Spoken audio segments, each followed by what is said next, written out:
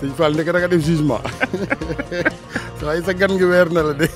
jaajëf Hadj Babacar mbokk yi ñu ngi leen di nuyu rafetlu bu baax seen ànd ak RFM di leen ñaanal jàmm di sàkku ñaan ci ñëpp gréewam ñetti fan bu liggéeykat yu SDE kër ak ndox gi nas yooyu agent la ñu bëgg mooy ci wàllu kon action yi kër ga téeméeri jël fukki ak juróom ñu am ko bu keroogee ñëw Suez fàttali ne li ko dalee janvier 2020 lay yore ndox mi Sénégal ndoxum taax mi moom Suez fekk baax ci France wàllu xibaar bokk na ci ñi nga xamante ne ñooy borom kër yi yëngu ci wàllu anak mbalit mi ñoom ñooy toppee état Sénégal borom juróom-benn ci milliards ñoo ngoy dal di jox état boobee ñaari ay bés nepp app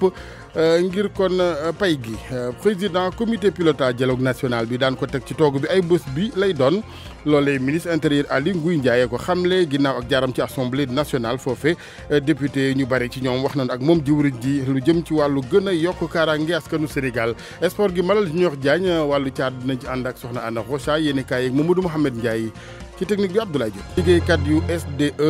yittewoo ndox mi Sénégal cib grève ba ñetti fan li ko tàmbalee altine tey jile loolee ne bi yëglu nag di rek fësal seenu càkkutee fëkk am ci action yi kër ga ca rucene téeméeri fukk ak juróom kër ga ci yoxoy Suez ci pàttali li ko dalee janvier 2020 lay tàmbali yorin wi ñeel ndox mi ci dëkki taax yi Sénégal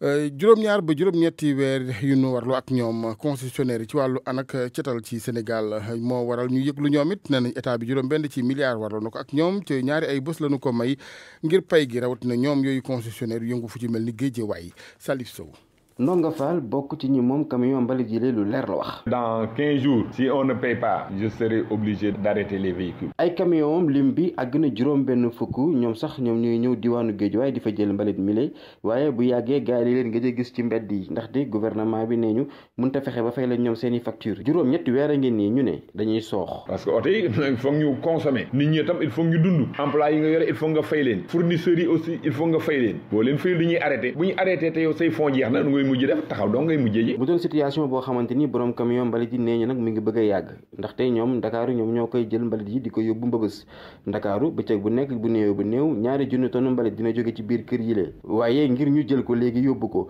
jafe-jafe dëgg la. actuellement moom vraiment am na ay jafe-jafe bi nag xaalis la bu ñu bi boo xam ne état bi yoreel nañ ko te xaalis bi actuellement mi ngi bëgg a bari environ actuellement war na jege 6 milliards. koppar yu takku la laaj leer na mooy président de la république ci opération ba mu nekk nee na bëggatul gis mbalit ci mbedd Ndakaaru yi Salif Sow Guédiawaye ngir rajo Futurs Médias. jërëjëf Salif kuréel ak ñi di boromi parcelle ca Diamniadio extension ñoom ñoo yëglu ñoom dañoo daal di tuumaal benn homme d'affaires ak ay liggéeykatu administration bi ñu ne ngir bëgg a teg loxo seen ñetti téeméer ak fanweer ak benn parcelle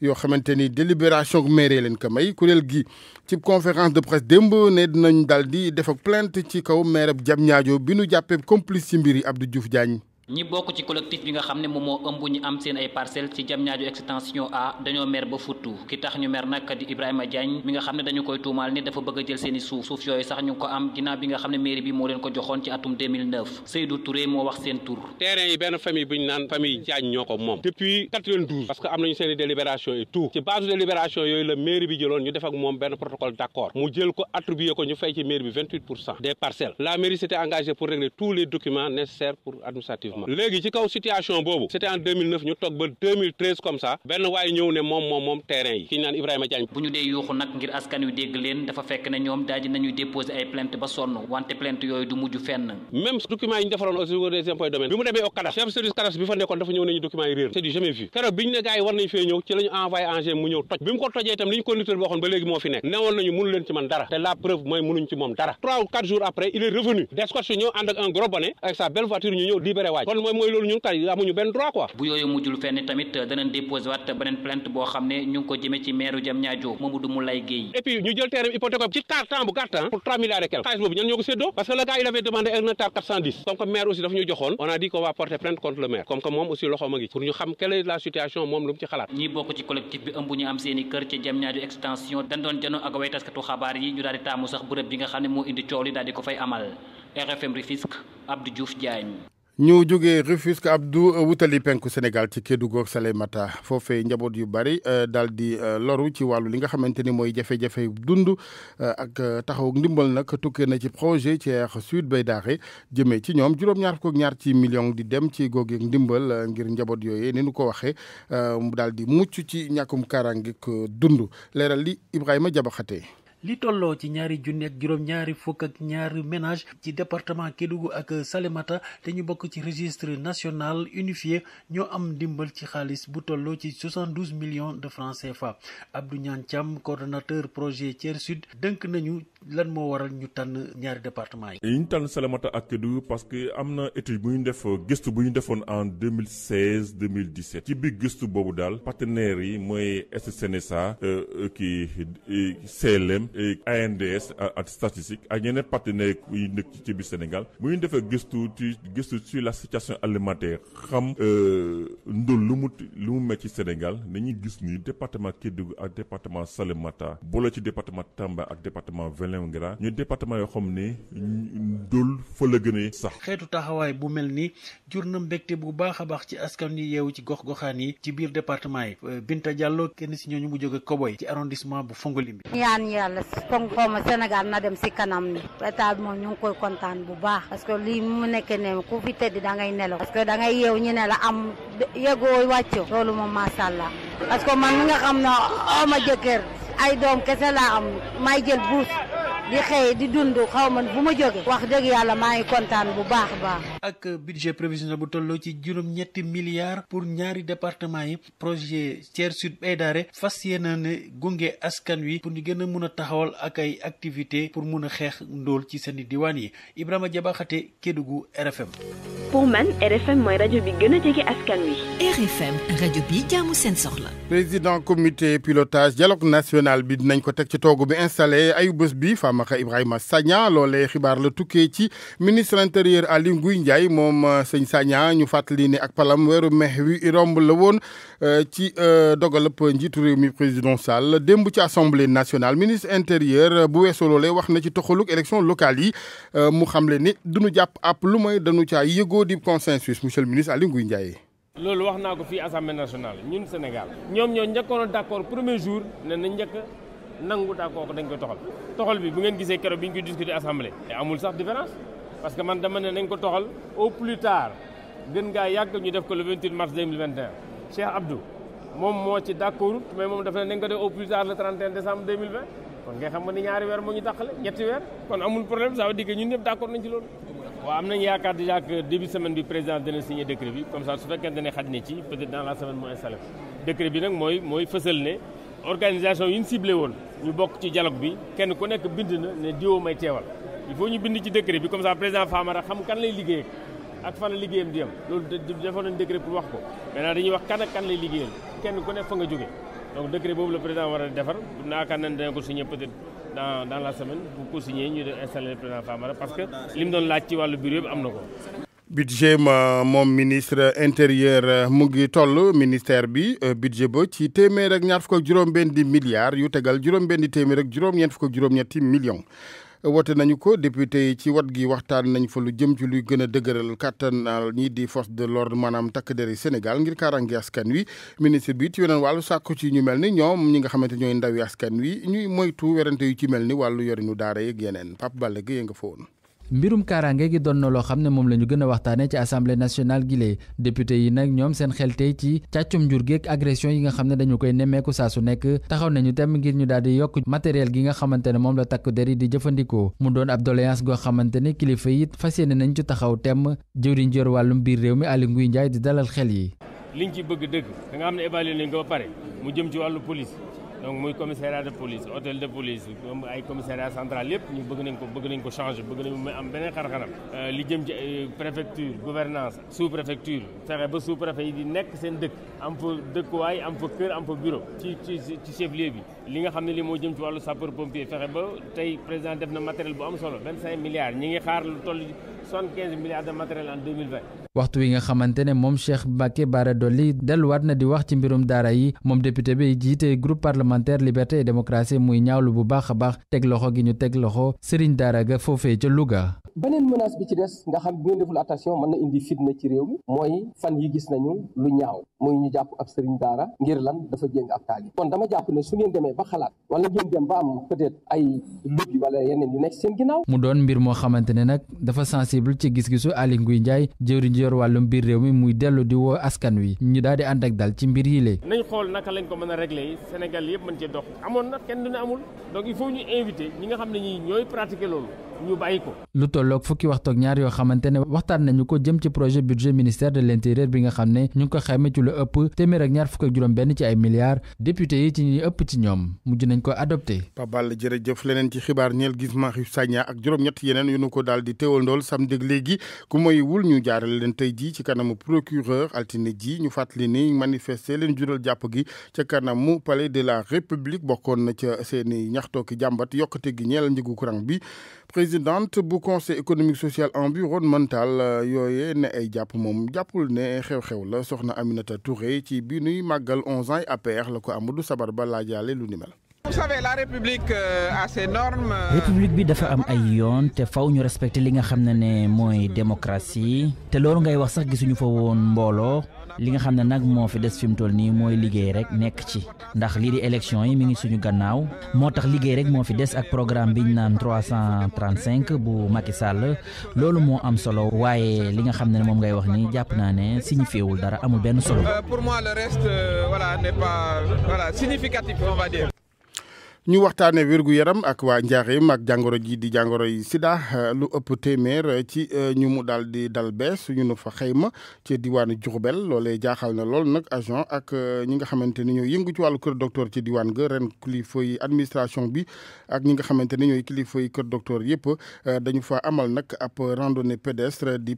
dox boo xamante daal dañ ci doon gën a ñaax askan wi ci lawuk jàngoro ji foofee ca Diourbel. Babacar Diouf. naam dey diwaanu Njaareem bokkul ci dëkk yi nga xam ne fa la ñuy gën a nemmeeku feebaru sida bi wante liñ fiy jot ci cas par at bari na lool ba jaaxal ñi nga xam ne ñoom ñooy yëngu ci wërgu yaram Mame Diarra Bousso Amar mooy point focal sida ci région bu Njaareem. taux de prévalence bi ndaw na par rapport ak moyenne nationale bi ndax ñu ngi ci 0,2% alors que moyenne nationale bi mi ngi ci 0,5% mais loolu teewul aussi ñun ñu ngi góorgóorlu pour jàppale Sénégal pour mu atteindre objectif bi nga xamante ni mooy éliminer le sida en 2030 loolu aussi taxul ñuy toog du nelaw ndax gis nañu ñaari at yi ñu weesu situation bi xaw na doy waar ci diwaanu Diourbel parce que année 2018 bi génn bi ñu defee suñu bilan enregistré nañ ñeenti téeméer ak ñaar fukk ak benn ci ay nouveaux cas maanaam ay cas yu bees yu ñuy soog a dépisté at bii ñu toll nii di 2019 bi ñu defee suñu xayma aussi de janvier à septembre ñu ngi ci 275 nouveaux cas. mu mel ni jóg jot na gouvernance bu Diourbel taxaw ca kanam moom ab randonnée pédestre la amal pour indi askan bi ñu xam ne feebar bii mu ngi ci diwaan bi te lu ñu war a xeex la Sidi Sarr Dieye moom adjoint la ci gouverneur bu région bu Njaareem. wàllu paj meek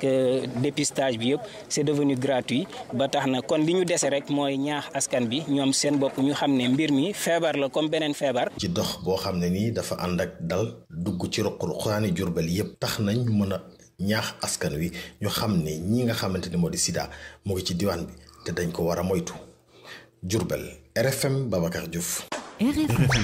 ngi la fay Alaaji Assane di nuyu auditeurs yi. ay ñu dem nu doxal ak waxi ballon d'or ji nga xam ne tey lañu ko fas yéene joxe ci ngoon gi ca bitim réew ballon d'or ja ne ña nga caa tudd Sadio Mané Virgil van Dijk ñoom ak in Mo Salah ak i ñaari doomi Europe yu bokk ca yëf ya di Cristiano Ronaldo ak it Léo Messi waaye jël ñu nekk wàllu tàggat yaram bi ci même réew di Matar Ba moom nee na loola rek noo def di tudd Sadio Mané ca juróom ñi gën a xarañ ci wàllu àdduna ci football rek ndam la ci waa Sénégal te dañu ko ñaax mu gën a góorgóorlu kaddu mi ma ngi ko yëkki ca penc ndaw réew ma gannaaw ba nga xam ne dafa gontoon ci dibéer gi ngir kon nattulu ji koom yi mu war a liggéeyee ci at mi teru kaddu yi Matar Ba Oumar Mbow moo ko nangu. na xam ne réew mi yëpp a ci kontaan Sénégal yëpp a ci kontaan tey ambassadeur bi nga xamante ne mooy Sadio Mané mu ngi jaay dignement image du Sénégal loolu nag dañ ko ci encouragé te continuer xëcc kurus yi ñi mën a ñaan ñi mën a yéene bu rafet yéene pour que mu jël ballon d'or waaye li ma ciy teg mooy même ballon d'or bi nii ma ko gis muy def di monter en puissance su continuer noonu amul ku ko mën a teree mu jël ballon d'or loolu lañ ko war a encourager mu bañ a nekk fixation mu bañ a nekk luy décourager loo nit waaye liggéey bu mu entamé na ko yàggali lépp lu mu bëgg ci sport surtout ci football dana ko am. nu jàpp nag ne wot booba tey ji ci ngoon lay doon laata googee wot sax nu waxtaanee nag footballu biti réew balaa ñu dikkaat ci bu réew mi démb match ba doxoon diggante Paris Saint-Germain ak Monaco dana ko daal di ajandi ndax dañoo gis ni foofa daal daa amoon ay ngelaw ak yëf yoo xam ne ci wàllu météo dëppootu woon ak football ba taxoon waa France jël dogal ak yëf ya waaye laata loola ñii di waa Toulouse ak Saint-Étienne ñoom dañu daal di nërmeelu seen digganteeg Nantes ak Rennes ñoom ñaar ñoo bokk atte ku ci nekk dana la daal di dalal ba noppi dóor la ñaari bal si benn. Angleterre Manchester United dafa témboo démb ak waa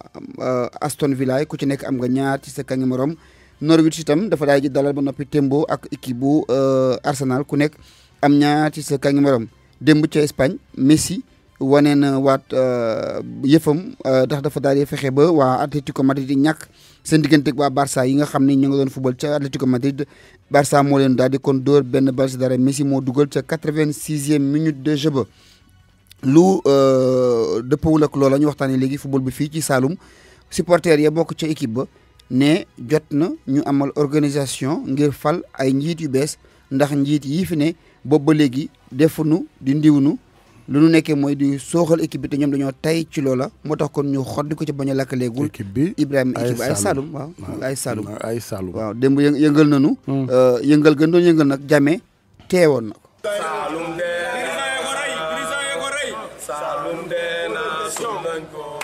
lii kon wane ne diggante comité supporter AS Saloum ak dirigeant club bi déggoo amagu ci supporter yi le ñoo génnaat def janok taskatu xibaar yi ci buntu tribune stade Lamine Gueye ngir exiger ñu amal lii di assemblée générale Mbaye Gadiaga moom mooy président comité des supporters AS Saloum. ci li ñu nekkoon ba tey ci lañ nekk dañuy demander assemblée générale bi kenn du football fii nag ci stade bi te assemblée générale amul wala dañuy toog nit ñi waxtaan ak nit ñi ndax moomuñ Kaolack bu ñu yàq football Kaolack beneen bi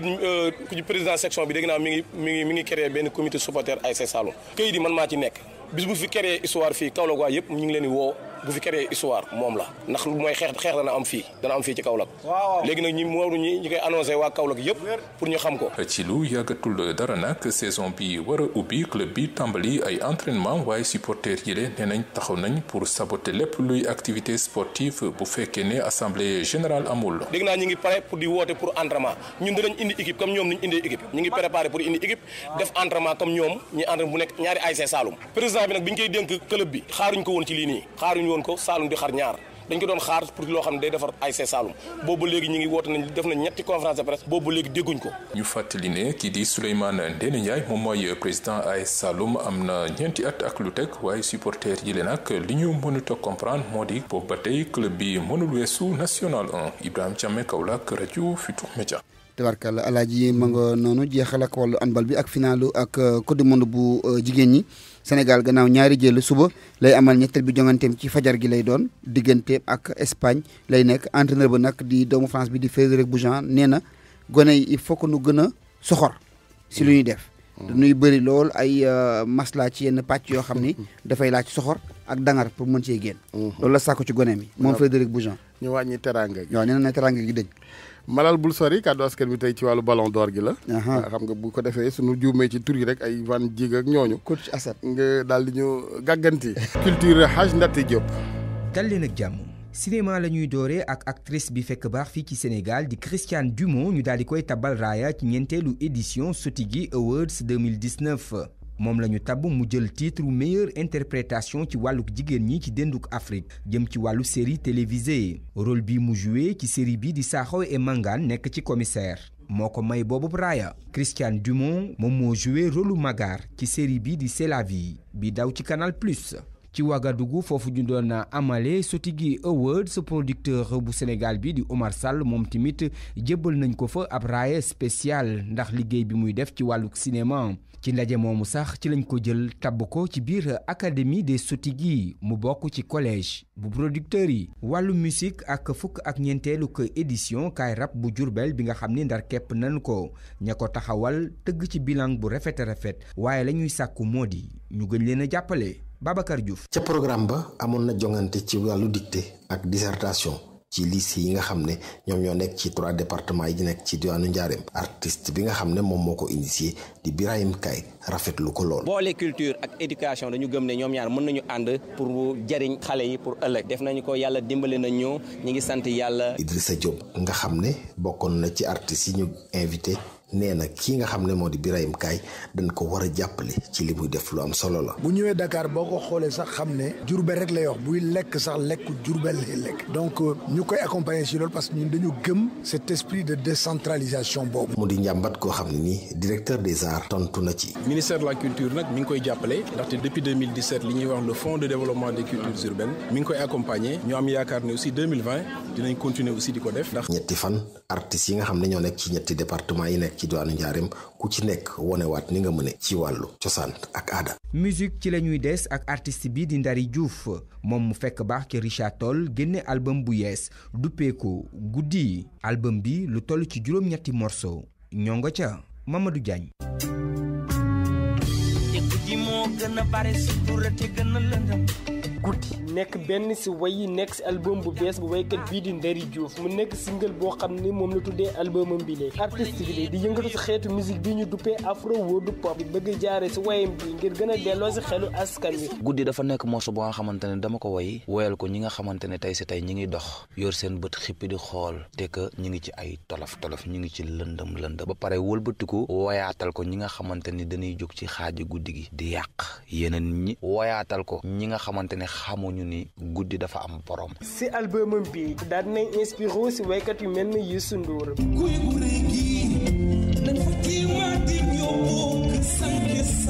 Kunda ba ci sax xalam de kii di Ndari Diouf di xam ne ni dafa tànn kii di Youssou Ndour daf ko muy exemple am. dafa baax nit ki ngay tàmbale mbir nga am repère. et que tey si tey defe naa ne Youssou Ndour dafa nekk repère bu nga xamante ni soo ko amee di nga mën a def lu carré. moom mii di Ndari Diouf daal di nay jël trophée yu bëri si biir carrière am te loolee li ko waral bu ñu sukkandikoo si moom mooy jàppale boo xam ne jëm si yàlla xaaban cam jàppale woon na loolee tax ba Ndari Diouf di ko rendre hommage. jërëjëf Mamadou Diagne fii la ñu yem dig daje ëllëg.